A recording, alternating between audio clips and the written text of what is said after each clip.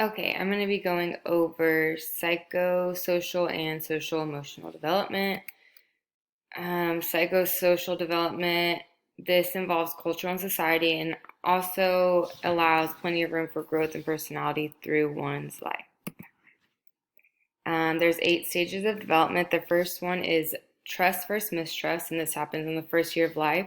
The primary caregiver is to give constant care, security, reassurance, needs to be a source of support and encouragement, and this creates trust in the child. If the caregiver fails to do so, then the child will develop a sense of mistrust.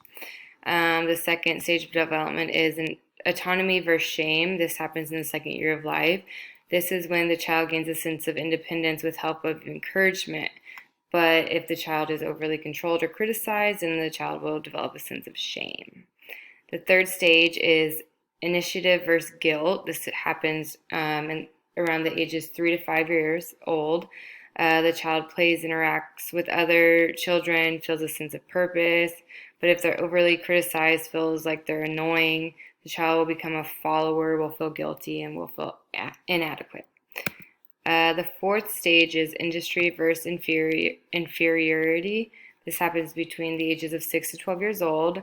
The teacher teaches specific skills to the child. The child tries to win approval, has a sense of pride, and they feel confident due to encouragement. If these are not provided and the child is restricted, the child will start to feel inferior.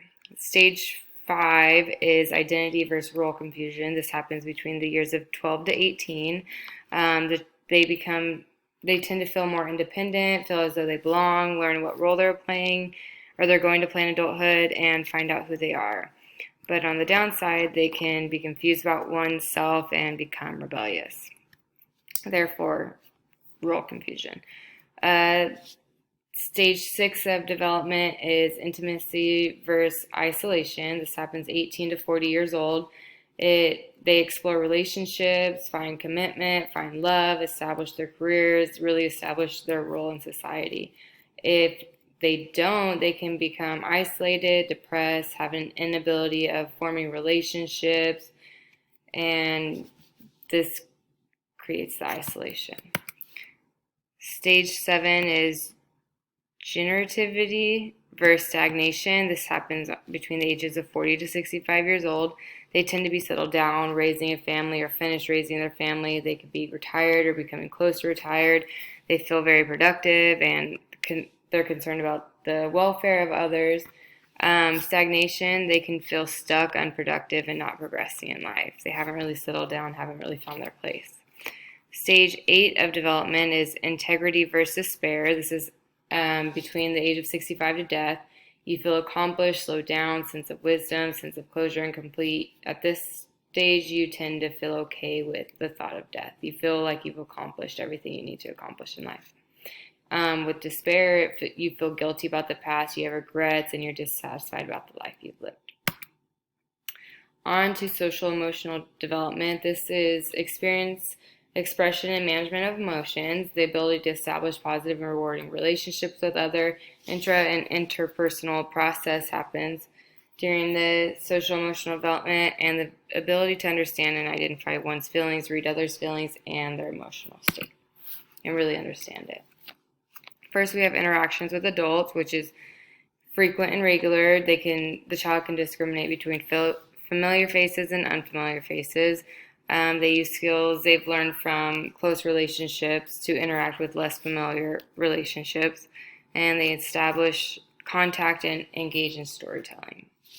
Then 2, we have relationships with adults. Consistent relationships strengthens the child's ability to learn and develop, influence emerging sense of self and understanding, alleviates distress, emotional regulation, social approval, or encouragement. Next, we have interactions with peers. The child interacts by looking or touching another child. They engage in cooperative activities with another child, such as like throwing a ball back and forth or building blocks. They're able to explore their interests in others and learn social behaviors and social interactions.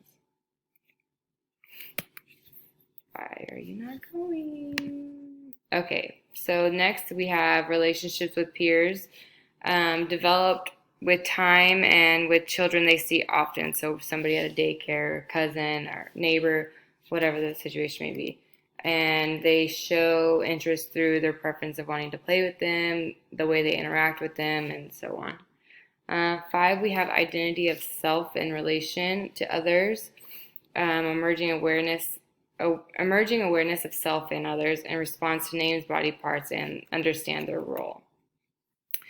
6 is expression of emotion, which they do through facial expressions, vocalization, and body language.